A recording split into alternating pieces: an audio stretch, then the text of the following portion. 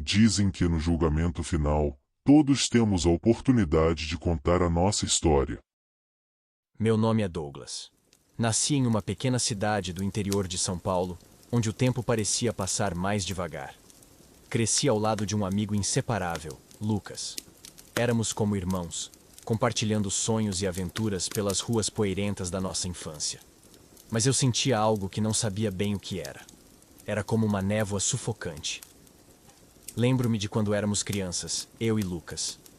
Desde cedo, eu queria sua habilidade em se destacar, em ser o centro das atenções. Quando éramos crianças, eu não podia suportar ver Lucas receber elogios dos adultos por suas habilidades. Eu fazia de tudo para chamar a atenção para mim, sabotando-o sutilmente sempre que possível. Se ele ganhasse um prêmio na escola, eu faria de tudo para desmerecê-lo, para minar sua confiança. Roberta. Eu me lembro dessa menina. Foi a primeira paixão de Lucas. Ela parecia perfeita. Sim, perfeita para mim. Tentei algumas vezes convencer ela que eu era melhor. Ela dizia que sentia nojo de mim, por isso. Mas não contava para Lucas. Um dia resolvi que se ela não seria minha, não seria de Lucas também. Inventei que ela estava traindo Lucas. E o coitado acreditou, não confiou nela. Confiou em mim. E terminou o seu relacionamento. Me lembro como se fosse ontem. A oportunidade me veio como um presente. Estávamos na casa do Tony. Era aniversário dele. Tony, como sempre, bebeu muito e foi para o quarto descansar um pouco.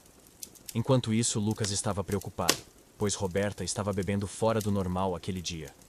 Lucas então pediu para eu ficar de olho nela, enquanto ia chamar a irmã de Roberta para ajudar com ela. Enquanto ele estava fora, Roberta me pediu para guiar ela até o banheiro. É claro que eu a guiei até o quarto do Tony e deixei ela lá, que de tão bêbada, caiu na cama e dormiu. O resto foi mamão com açúcar. Quando Lucas voltou, eu o levei até o quarto, para ele confirmar a história de traição de Roberta, que eu havia contado para ele. Coitada. Acho que Ati hoje não sabe como foi parar lá. Mas à medida que crescíamos, percebi que este sentimento aumentava. Uma sombra crescia no canto mais sombrio do meu coração. Sim, agora eu sei o que era. Era a inveja. Enquanto eu trabalhava como ajudante geral na mercearia local, Lucas prosperava. Seus olhos brilhavam com ambição, e ele logo se tornou um empresário de sucesso, construindo seu império aos poucos, enquanto eu permanecia estagnado em minha rotina monótona. A cada conquista de Lucas, a inveja me corroía mais e mais.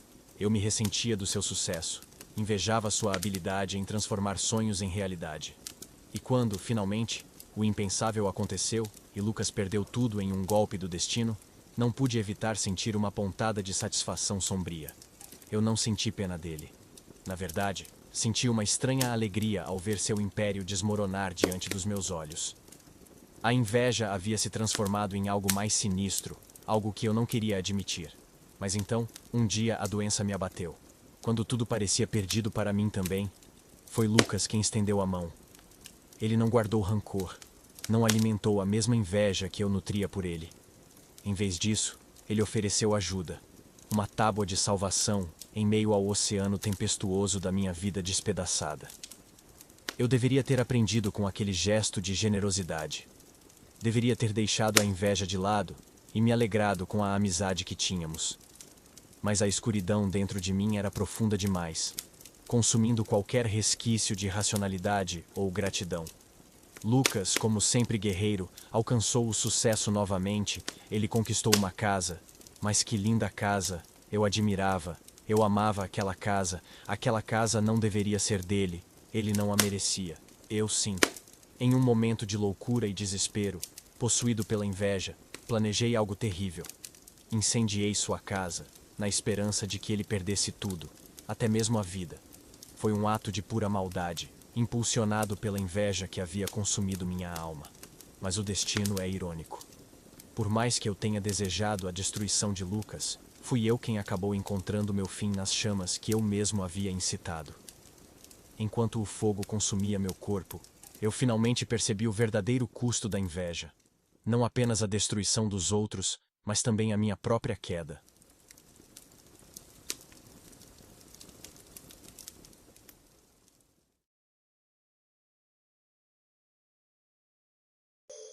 Era uma noite fria de inverno, daquelas em que a névoa cobre a cidade como um véu de mistério.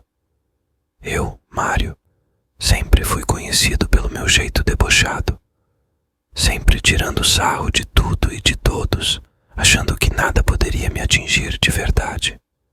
Até aquela noite. Tudo começou como uma brincadeira inocente. Eu estava na casa do meu amigo Renato, junto com outros 3 amigos, a turma de sempre. Havia uma energia diferente no ar, talvez pela garoa fina que caía lá fora, talvez pelo vinho barato que estávamos bebendo. Alguém, não lembro exatamente quem, sugeriu que fizéssemos uma sessão de espiritismo. Rimos todos, mas a ideia me pareceu divertida. Algo para quebrar a monotonia. Renato, com um sorriso malicioso, trouxe um compasso da escrivaninha e um pedaço de papel com o alfabeto desenhado em círculo. Funciona igual ao Ouija, ele disse. A gente só coloca o compasso no centro e faz as perguntas. Se algum espírito estiver por perto, ele vai se comunicar. Rimos e concordamos. Nunca fui de acreditar nessas coisas. Então achei que seria engraçado ver as caras assustadas dos meus amigos quando nada acontecesse. Sentamos em círculo ao redor da mesa, apagamos as luzes, deixando apenas uma vela acesa, lançando sombras dançantes nas paredes. Renato iniciou a sessão, fechando os olhos e pedindo em voz alta para que algum espírito se manifestasse. Todos colocamos os dedos no compasso, que parecia uma agulha fria contra nossas peles. Por alguns minutos, nada aconteceu. Estávamos prestes a desistir quando, de repente, o compasso começou a se mover. "Quem está aí?" perguntei rindo, achando que algum de nós estava mexendo para assustar os outros. Mas o compasso se moveu de forma precisa e rápida, apontando para as letras uma a uma. M-A-R-I-O, meu nome. O riso morreu em meus lábios. "Isso não tem graça", falei, olhando para os meus amigos. Todos pareciam igualmente surpresos, os olhos arregalados. Decidi continuar. "O que você quer?" perguntei, tentando manter a voz firme. Novamente, o compasso se mexeu. D-E-V-O-L-V-A, engoli em seco. "Devolver o quê?" perguntei. E então a coisa ficou séria. O compasso começou a se mover mais rápido, quase frenético. A-A-L-M-A. A sala ficou fria, o ar parecia pesado. De repente senti uma dor aguda no peito, como se algo estivesse tentando arrancar minha alma para fora do meu corpo. Meus amigos gritavam, mas suas vozes pareciam distantes, abafadas. A vela apagou, mergulhando a sala na escuridão total. O compasso caiu da mesa e eu me vi no chão, ofegante. A luz voltou de repente, mas algo estava errado. Havia uma presença na sala, uma sombra no canto, que parecia observar, esperando. Desde aquela noite, minha vida nunca mais foi a mesma. Eu acordo todas as noites, exatamente às 3:33, com uma sensação de sufocamento, como se mãos invisíveis estivessem apertando meu pescoço. Tenho pesadelos constantes, em que sou arrastado para um abismo sem fim, cercado de sussurros e risadas malignas. Comecei a ver coisas, sombras que se movem, olhos que brilham na escuridão. Tentei de tudo. Fui a padres, pastores, médiuns. Fiz limpezas espirituais, exorcismos e até mudei de casa, mas nada adiantou. A presença me segue onde quer que eu vá. Às vezes, vejo reflexos dela nos espelhos, uma figura distorcida e cheia de ódio. Ouço meu nome sendo sussurrado quando estou sozinho, um lembrete constante do erro que cometi. Hoje, minha vida é uma sombra do que era. Vivo com medo constante, sem paz, sem descanso. E tudo isso começou por causa de uma brincadeira idiota. Uma noite em que eu, com meu jeito debochado, achei que nada poderia me afetar. Se você está ouvindo essa história, peço que leve meu conselho a sério. Não brinque com o desconhecido. Não invoque o que você não entende. O preço pode ser alto demais para pagar. Eu, Mário, sou a prova viva, ou quase viva, de que certas portas, Uma vez abertas, nunca podem ser fechadas novamente.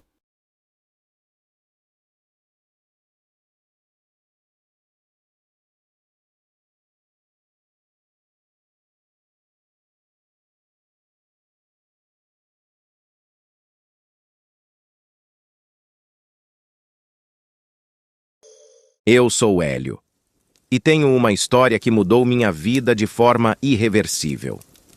Um encontro com algo além da compreensão humana, algo que deixou marcas que jamais se apagarão. Vou compartilhar com vocês para que entendam o que aconteceu comigo e como as consequências desse encontro ainda me assombram. Tudo começou em uma noite fria e sem lua, há cerca de 5 anos, em Pato Branco, Paraná. Eu estava visitando a casa da minha avó, localizada perto do antigo bairro Santa Terezinha, onde uma vez existiu uma pista de corridas de cavalo. Minha avó sempre contava histórias sobre a alma penada que vagava por ali, mas eu nunca dei muita importância. Achava que eram apenas lendas para assustar as crianças. Naquela noite, depois de um jantar tranquilo, decidi sair para uma caminhada. Gosto do silêncio da noite e do ar fresco. Quando passei pela área onde antigamente ficava a pista de corridas, senti um calafrio. Uma sensação estranha de estar sendo observado tomou conta de mim. A curiosidade me fez seguir em frente, e foi aí que o vi. Ao longe, próximo a um antigo carreiro, havia um vulto. Um homem alto, vestido de preto, com uma capa e um chapéu da moda antiga. Ele segurava uma vela acesa e parecia procurar algo no chão. Meus pés congelaram no lugar. Eu sabia que estava vendo a alma penada de Pato Branco. O homem levantou a cabeça e seus olhos, cheios de tristeza e desespero, encontraram os meus. Senti um peso no peito, como se toda a dor que ele carregava tivesse sido transferida para mim. Ele não disse uma palavra, mas eu entendi seu pedido. Ele precisava de ajuda para encontrar o tesouro que ele enterrara em vida, para finalmente ter paz. Contra meu bom senso, decidi ajudar. Passei horas seguindo aquele espectro, enquanto ele apontava lugares onde poderia estar o tesouro. O medo inicial foi substituído por uma estranha determinação. Cavamos juntos até que, finalmente, encontramos uma panela de barro cheia de moedas antigas de ouro e prata. No momento em que desenterrei o tesouro, o vulto desapareceu. Senti um alívio e uma paz temporária, mas isso não durou. Desde aquela noite, minha vida nunca mais foi a mesma. A presença do espírito havia deixado uma marca em mim. Comecei a ter pesadelos constantes, nos quais o homem de preto me chamava de volta àquela pista de corridas. Minha saúde começou a se deteriorar, e uma sombra de tristeza e desespero se instalou em minha alma. Perdi meu emprego, meus amigos se afastaram e minha família começou a me ver como uma pessoa diferente, marcada por algo sombrio. Tentei de tudo: terapia, benzeduras, até exorcismos. Nada adiantou. A alma penada de Pato Branco ainda me acompanha. Sua dor é agora minha. Hoje, vivo recluso, tentando encontrar uma forma de expiar o que aconteceu. Se há algo que aprendi e que posso compartilhar com vocês é o seguinte: nunca subestimem as lendas e os espíritos do passado. Eles carregam consigo a dor e as histórias de tempos que não compreendemos. Se algum dia se depararem com algo semelhante, não se deixem levar pela curiosidade ou pelo desejo de ajudar. Alguns fardos não são nossos para carregar. Meu conselho é simples: respeitem o desconhecido e cuidem de suas almas. Nem sempre podemos resolver os problemas dos mortos sem sacrificar a paz dos vivos.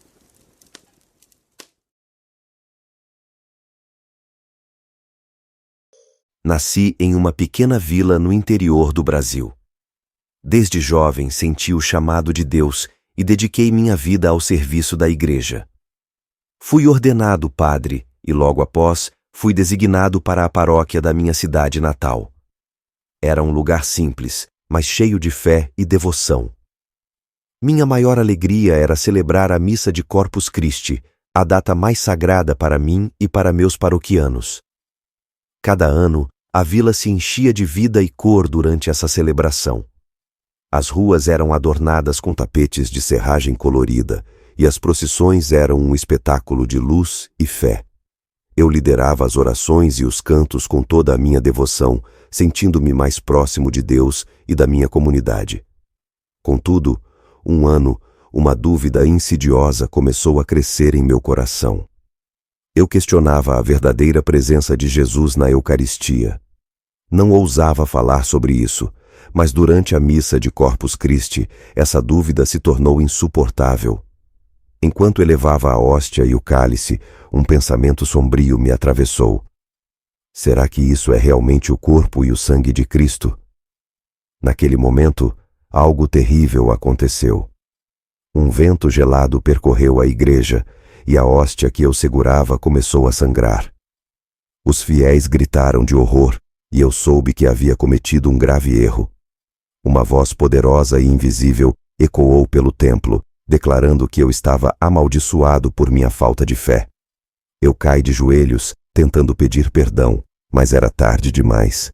Meu corpo começou a desfalecer e em pouco tempo senti a vida se esvair. Os paroquianos, em choque e desespero, assistiram enquanto eu morria ali, diante do altar. Com meu último suspiro, percebi a gravidade de minha dúvida e a profundidade de meu erro. Mas isso não foi o fim. Minha alma não encontrou descanso. Fui condenado a vagar eternamente, preso entre o mundo dos vivos e dos mortos. Todos os anos, na noite de Corpus Christi, eu sentia uma força irresistível me puxando de volta para a vila. A princípio, eu apenas observava, invisível, sentindo a dor e a tristeza de não estar mais entre meus paroquianos. Mas, com o tempo, percebi que minha presença trazia um frio que penetrava até os ossos daqueles que ainda lembravam de mim. A cada novo ano, minha raiva crescia, alimentada pela injustiça que sofri e pela dúvida que me condenou. Então compreendi meu destino. Eu deveria buscar aqueles que conheciam minha história, que ouviam o relato da minha tragédia. E ao encontrá-los, eles também sentiriam o peso da minha maldição. Assim, a cada Corpus Christi, eu aparecia nas sombras, observando e esperando. Hoje, conto estas palavras com a mesma frieza que sinto em minha alma. Pois, saibam, aqueles que ouvem este relato, que meu espírito continua a vagar. Se chegaram até estas linhas, saibam que ouviram minha história. E agora estão marcados. Na noite de Corpus Christi, eu virei, das sombras emergirei, e os encontrarei, um a um. Eu sou o sacerdote amaldiçoado, o fantasma que busca vingança.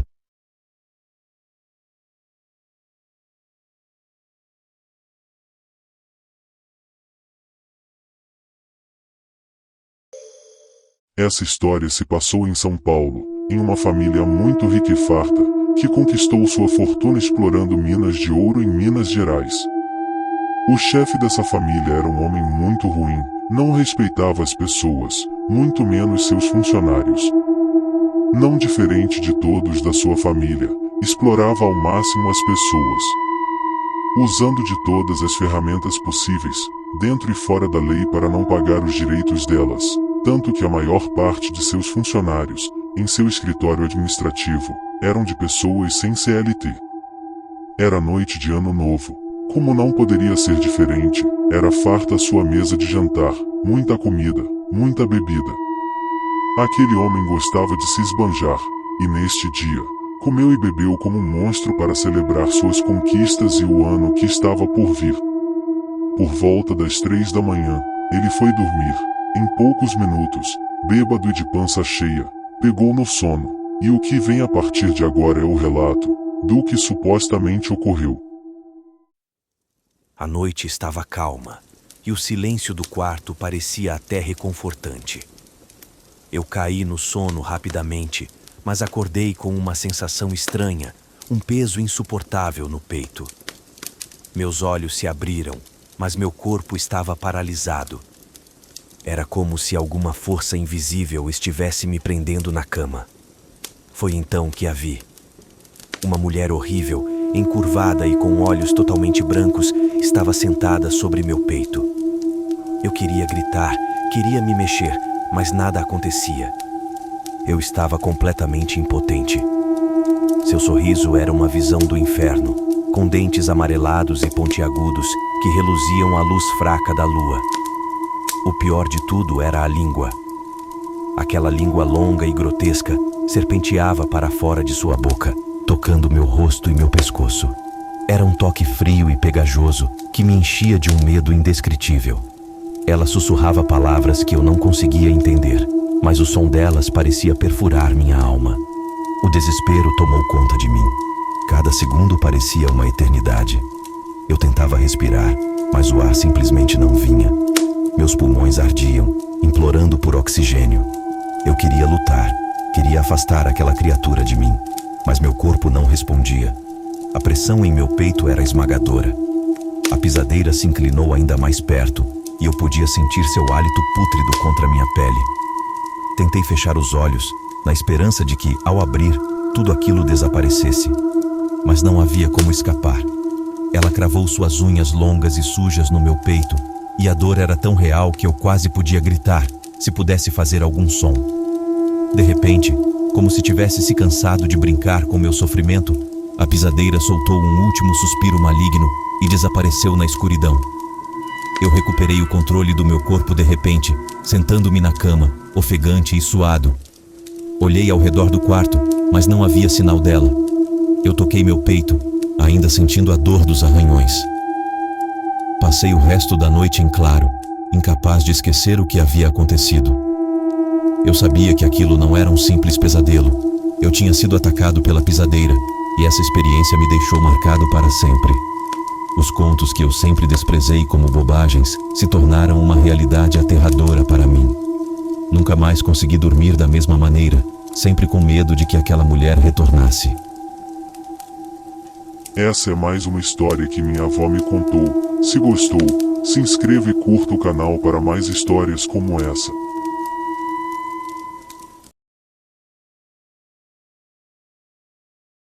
Era um domingo.